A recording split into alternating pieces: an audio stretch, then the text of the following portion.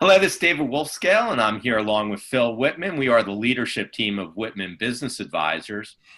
And too often when we read about a merger, what we see is making problems worse, not better.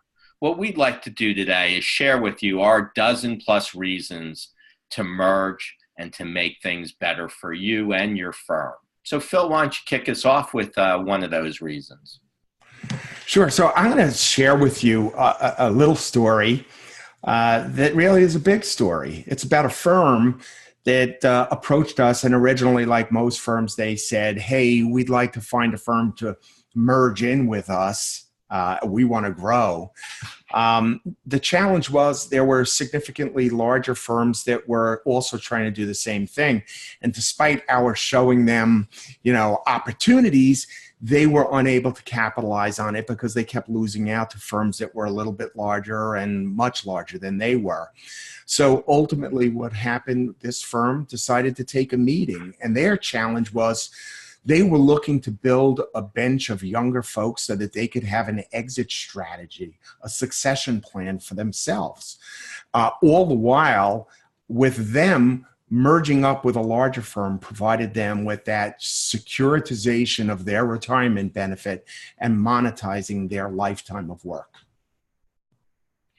So, and so was the results a successful merger, and have they been effective at that? So at Whitman Business Advisors, we say 1 + 1 = wow. And this truly was a case of 1 + 1 = wow. So for the firm that they merged with, it not only gave them additional geography, okay, but it gave them depth and breadth. It helped them build critical mass.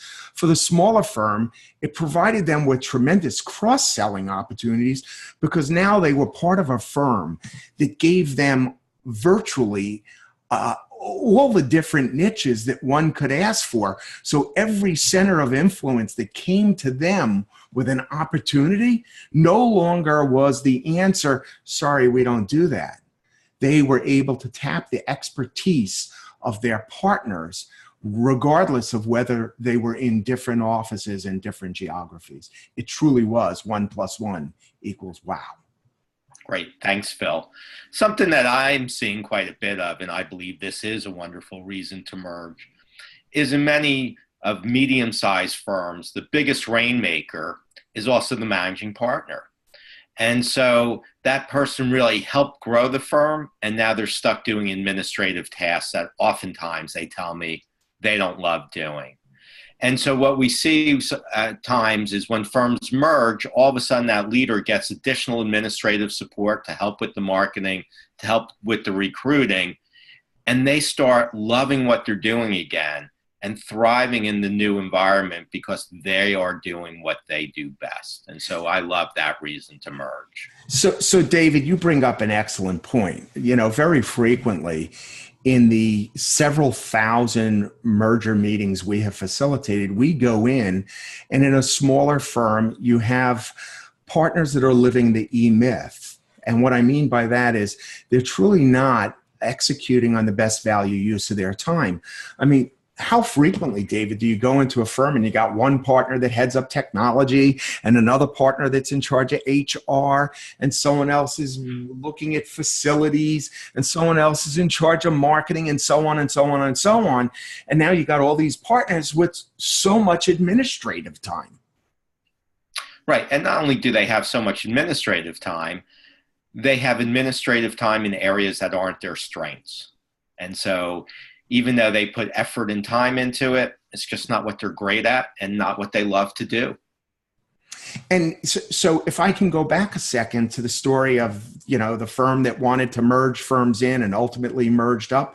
So, another great benefit for them was, they were really operating with some B-rated candidates, B-rated employees that they had to stick with because that's all they were able to get.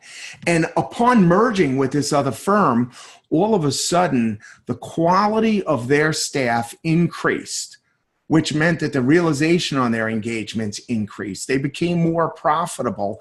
And now all of a sudden, they were able to sell a potential candidate on the attractiveness and the tremendous opportunities that were available at this now larger firm. So the opportunities that you're able to show some of those young folks certainly will enhance your recruitment and retention of those all too valuable employees. And so, Phil, there's two more that before we wrap this up, I'd like you to touch upon. And that's the ability to deal with emerging technologies and also the changing regulatory environment and the impact those are having on smaller firms. So, and I'm glad you brought that up, David, because right now there's a significant amount of fear. There's fear in the marketplace, and you've heard us chat in the past about the fearful mindset. So the fear today is a real fear. There's real-time auditing, and the Big Four have invested billions of dollars into technologies that are going to allow them to audit in real time. Ultimately, it will trickle down to the middle market and smaller firms. As firms, we continually see competition in the marketplace, and the Big Four are able to lower their prices, and we believe they will come down to this marketplace. But, as it relates to emerging technologies, we're talking about things like artificial intelligence. We're talking about blockchains. And, if you're a small firm, you don't have a national office, that's putting out releases telling you, what this means to you and your practice and your clients. And I emphasize clients because while, yes, it will affect CPA firms and how they operate, what are you doing to ensure that you're on top of how it's going to affect your clients? And as it relates to changing regulations, I mean, this is, you got PCAOB, you've got, now if you're a small firm and you're doing audits, you need to be peer reviewed. There are just, it's just becoming more and more difficult to be that small, single sole, very small firm because there's just so much to deal with.